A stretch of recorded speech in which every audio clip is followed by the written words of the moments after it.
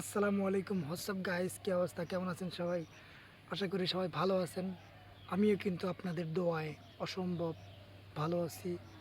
তো আমার জন্য যে যেরকম দোয়া করছেন সবাইকে কে বলবো অসংখ্য ধন্যবাদ। তো আজকে কিন্তু আমি নগদ প্রবাহ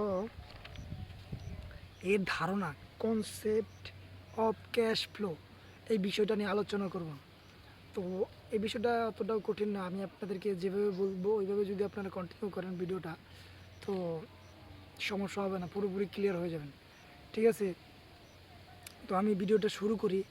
শুরু করার আগে বলে নিই, আমার এই চ্যানেলে যারা নতুন দর্শক, চ্যানেল কিন্তু অবশ্যই সাবস্ক্রাইব করবেন, দেন পাশে থাকা বেল আইকন অন করবেন পরবর্তী ভিডিও সবার আগে পাওয়ার জন্য। তো এই ভিডিওটা যারা যারা দেখতেছেন অবশ্যই লাইক, কমেন্ট, শেয়ার করে দিয়ে বন্ধুদের দেখার সুযোগ করে দেবেন পরবর্তী ভিডিও সবার আগে পাওয়ার জন্য। এখানে বলা আছে নগদ প্রবাহ এর ধারণা। এখানে নগদ প্রবাহ হলো নগদ অর্থের আগমন ও নির্গমন, কিছু বিষয়। ব্যবসা বাণিজ্য, আপনারা শোনেন, ব্যবসা বাণিজ্য বিষয় হচ্ছে টাকা পয়সা। টাকা পয়সা ছাড়া ব্যবসা বাণিজ্য কোনোভাবেই সম্ভব না টিকানো। আরেকটা জিনিস হচ্ছে ব্যবসা বাণিজ্য আপনি চাইলে একাও করতে পারবেন, বা ব্যবসা বাণিজ্য একটা নিয়ম আছে, এই নিয়ম মাফিক আপনাকে ব্যবসা বাণিজ্য চালিয়ে যেতে হবে।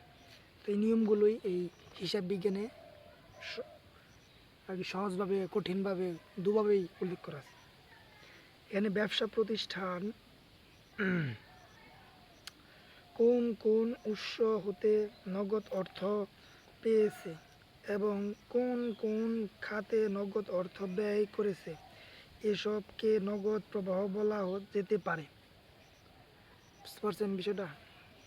অন্যভাবে বলা যায় নগদ প্রবাহ হলো অর্থের চলমান প্রক্রিয়া, যেভাবে অর্থের আগমন ও নির্গমন হয় নিম্নের চার্টের মাধ্যমে দেওয়া হলো। নিচে যে চার্ট দেওয়া আছে এই চার্টের মধ্যে সমস্ত কিছু বিস্তারিত বলা আছে। আপনারা 3-2 পৃষ্ঠা গেলে আপনারা এটা দেখতে পারবেন চার্টটা। প্রথম চার্টে প্রথম যেটা আছে ব্যবসায় টাকা আনা, ব্যবসায় টাকা আসা, আগমন।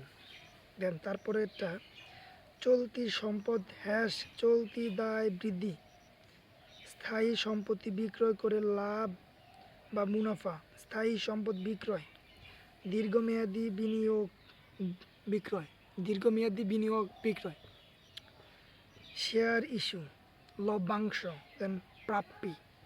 এখানে কয়েকটা বিষয় দেওয়া আছে। দেন আগমন, আগমন যে বিষয়টা এটা হচ্ছে ব্যবসায় প্রতিষ্ঠান, তার নির্গত যে বিষয়টা ব্যবসায় হতে টাকা চলে যাওয়া বা নির্গত, নির্গমন, নির্গমন। চলতি সম্পদ বৃদ্ধি পেলে, চলতি দায় হ্রাস পেলে, স্থায়ী সম্পত্তি বিক্রয় করে ক্ষতি হলে, স্থায়ী সম্পদ ক্রয় করলে, দীর্ঘমেয়াদী বিনিয়োগ করলে, ঋণ পরিশোধ করলে লভ্যাংশ প্রদান। এইখানে গেল দুইটা বিষয়। তো এখানে 3 নম্বর যে বিষয়টা আছে, 3 নম্বর যে আপনার বিষয়টা বলা আছে এখানে নগদ প্রবাহের শ্রেণী বিভাগ, classification of close cash flow. ঠিক আছে? সাধারণত নগদ প্রবাহের শ্রেণীকে 2 ভাগে ভাগ করা যায়, যেমন নগদ আগমন অর্থাৎ নগদ প্রাপ্তিকে বোঝায়, যেমন নগদ নির্গত অর্থাৎ নগদ প্রধানকে বোঝায়। তো এই হচ্ছে বিষয়। তো ভিডিওটা এই পর্যন্তই, দেখা হচ্ছে নেক্সট ভিডিওতে, পরবর্তী দেখা হবে। ধন্যবাদ সবাইকে।